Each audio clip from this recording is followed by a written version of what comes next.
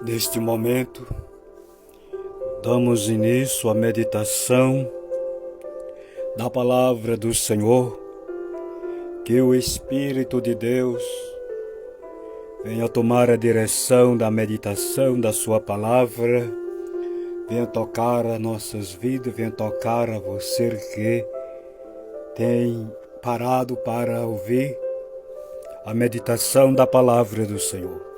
Estamos no livro de 2 Samuel, capítulo 18, versículo 29, falando da trajetória deste homem Davi e tomando por base os exemplos da sua vida espiritual, aonde ele errou, onde não errou, mas também aprendendo conforme a justiça das Escrituras. Dissemos na reflexão anterior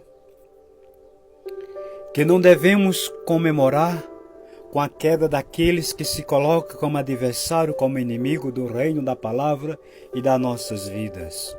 Não devemos comemorar, gargalhar, não.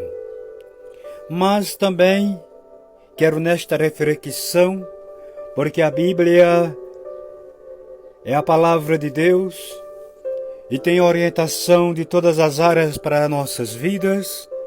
É claro que precisamos ter uma direção, um sentido em que a gente está aprendendo para que a fé da gente seja uma fé direcionada, firme na revelação da palavra. Na reflexão anterior dissemos que Davi, ele não foi da vontade dele que o seu filho naquela perseguição desesperada de Absalão contra o seu pai, usurpando-se contra o reino e contra o seu pai que o gerou. Dissemos que Davi não foi da vontade de Davi. Davi não queria aceitar. Mas também dissemos que a gente procura ou deve procurar entender, porque tudo tem significado. E nesta reflexão, eu sinto da parte de Deus uma direção da sua palavra para a minha vida e para a sua vida, se você crê. Já que não devemos comemorar com a derrota do nosso próximo, mas também devemos deixar Deus trabalhar. Deus trabalhar. Deus trabalhar. Devemos dar glória por tudo que Deus faz. Dissemos naquela reflexão que nem tudo que a gente pede, nem tudo que a gente crê, que a gente ora, que a gente espera, Deus vai conceder. Porque Deus tem uma balança. Ele tem uma balança para pesar todas as coisas, homem. Viu, mulher? A minha balança, a sua balança, ela pode ser injusta, mas a balança de Jeová, ela é fiel. Peso justo, peso fiel. Obrigado, Espírito Santo. Você lembra de Moisés? O povo murmurando, duvidando. Aí Moisés vai para a oração, interceder pelo aquele israelita, aquele povo. E naquele momento Deus fala com Moisés. E Deus diz: Moisés, até aqui vê a minha presença contigo, com esse povo. Até aqui a minha mão lá do Egito, até aqui vos conduziu. Daqui por diante eu vou enviar só um anjo adiante de ti, deste povo. Aí Moisés olha, ouve e diz: Deus, se o Senhor não for comigo e com esse povo como o Senhor tem feito até aqui, pode riscar o meu nome do livro da vida. Você imagina? Que atrevimento! Aí diz a palavra do Senhor que Deus diz: Moisés, ninguém pode me colocar no canto da parede. Como é que tu me pede para fazer tal coisa? Tu sabe que eu não cometo injustiça. Tu és um homem na minha presença, um servo. Não tem como eu fazer isso, Moisés. Tá bom, Moisés, eu vou. E Deus continuou, porque é bom. Quem que não gosta desta presença? Sabe, eu fico imaginando quantos cristãos que desejaram nas suas vidas espirituais, por que não se despertem em buscar a presença do seu Pai? Ah, como é maravilhoso andar com esta presença, sentindo este gozo na alma. Então, Davi, ele fica se perguntando. Mas se você pegar o texto, você vai ver que na reflexão anterior, Davi, ele abriu a boca e pronunciou uma palavra no capítulo 3, que estavam meditando deste livro, no versículo 39, pelaquele ato que esse mesmo homem, Joabe, fez quando matou Abner.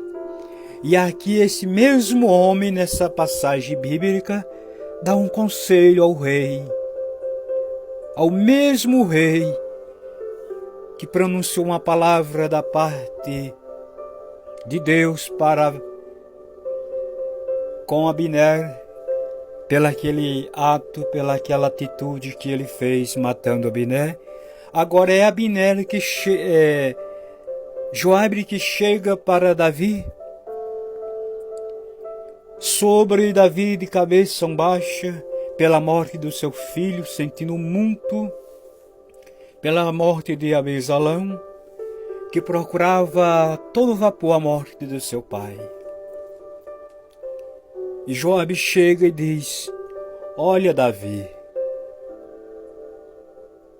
teu filho te procurava tirar a tua vida. Tu não tem isto por livramento da parte de Deus? É aí onde eu quero chamar a atenção. Já aconteceu comigo, eu sei que pode ter acontecido com você. Coisas que a gente fica humanamente perguntando: por que, Jesus? Por que foi assim, Jesus? Obrigado, Espírito. Porque das palavras do Senhor. Eis que eu vos tenho dito antes de acontecer, para quando vós vires acontecer, creais que eu te eis dito, advertido.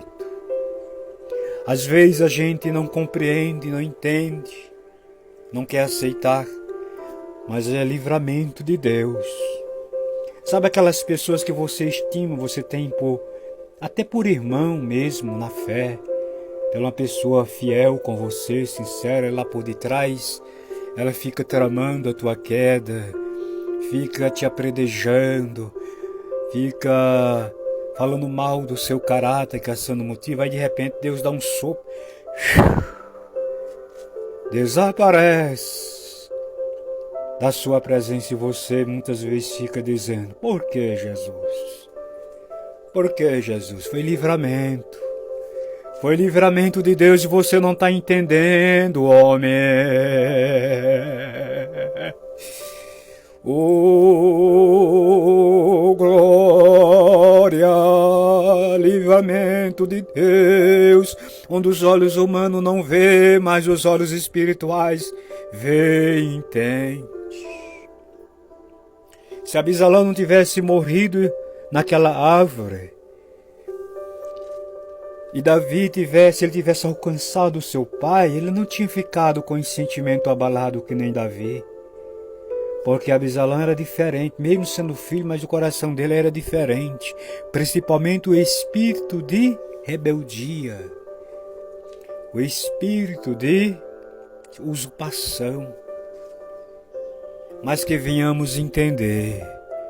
E tudo que Deus venha fazer, venhamos dar glória e dizer: eu não estou entendendo agora, Jesus, mas mais tarde eu vou entender, porque tudo chega um momento da gente entender. Há muitas coisas na minha vida que eu procurava, eu interrogava a Deus. Hoje eu só faço da glória e glorificar